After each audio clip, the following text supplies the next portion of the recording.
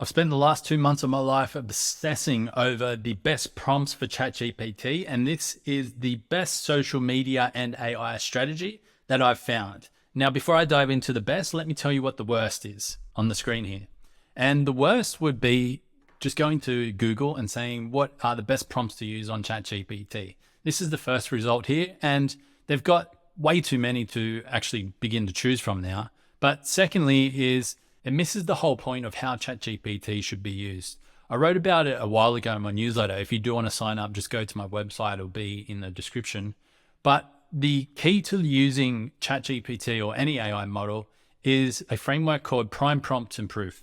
So we want to be giving the AI some priming information, which is relevant background information of what you're actually doing, some brand information about as well about how you speak, and any of the different goals and stuff for the purpose of what that prompt is.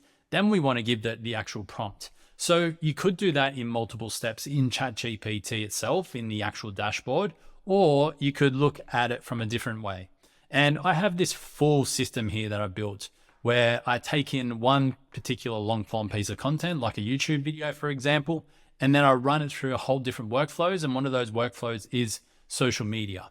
Now, before I dive into that, the reason why I did that is because of what I call the content creation hierarchy, which means the highest and best use of my time is not to be creating small clips all the time, because we can actually achieve that by just creating one clip or one long form piece of content, or maybe two long form pieces of content at the top of the pyramid.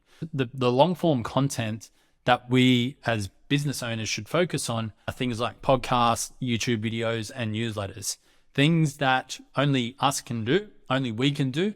Whereas what can happen is if you create really high quality long form pieces of content, which is what I would call the input, and you can then feed that into the AI and create hundreds of variations of the output, which can be easily repurposed, or this is what we would call repurposed content. And that can easily be done by virtual assistants and other team members, where they can create mini clips and snippets. If it's a video, they can create different social media images and text posts. They can take the text and put it on top of a reel, so on top of B-roll and stuff. And then that would mean instead of us doing 20 hours a week of creating all of this short form content, we just do 2 to 3 hours creating the really good stuff, and they do the rest. So how would that actually work in practice? So let's just use an old video that I have from here where I talked about generating 100,000 email subscribers. I put in a working title here for YouTube. I put in the SEO keyword, and then I put in the transcript here for that particular post. And then what that does for me is it creates all the YouTube assets. So it creates the YouTube titles that I can choose from. It creates the description, the timestamps, and the thumbnail titles as well. Plus, I have things in here like promotional material, like emails and blog posts it can create. But then we have this one here for social media as well. So a little hack for social media is if you feed it really high input transcripts, like for a YouTube transcript, for example, then there's this website called TypeShare, and there'll be an affiliate link in the description for you to use if you wish. But TypeShare actually provides really great content templates for you to use that you can literally just feed into this particular workflow. So let's just go to a creator that I really like, which is Justin Welsh, and he's got a couple of great templates here. So this template, for example, what AI can do is reference the transcript we just added and then fill in all of these bits here, the obstacle 1, 2, 3, and 4, and so forth, and benefit 1, 2, 3, and 4. So all I've done is I've taken all of those different social posts and I've added that into our workflow. So I'm just going to go down to one of these that I actually like, and let's go to the 4 benefits post. Let's add that one in. So the 4 benefits post is benefits of the topic 1, 2, 3, and 4, which is why a topic is so valuable. So let's hit create social posts, and then hopefully that's going to start working in the background. And it should have now created this here, which it has. So that was the YouTube video it came from, and this was the post it's created.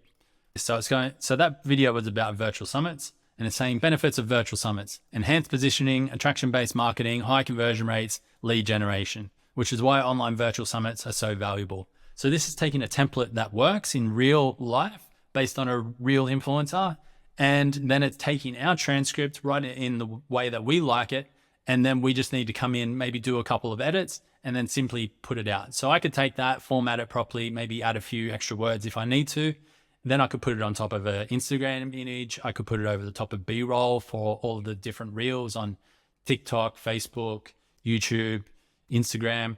So there's four pieces of content already. I could then put it as text on Twitter or X and on Facebook. So there's 7 pieces of content just from that one particular output.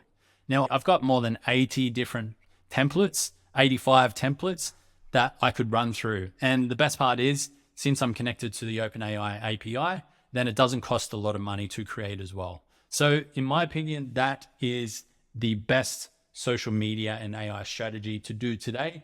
You just got to hack these platforms together and you can create really high output with a much lower effort than ever before. Hope you enjoyed this. If you have, I do go into more advanced tips in my newsletter. So please sign up. There'll be a link in the description. I'll see you there.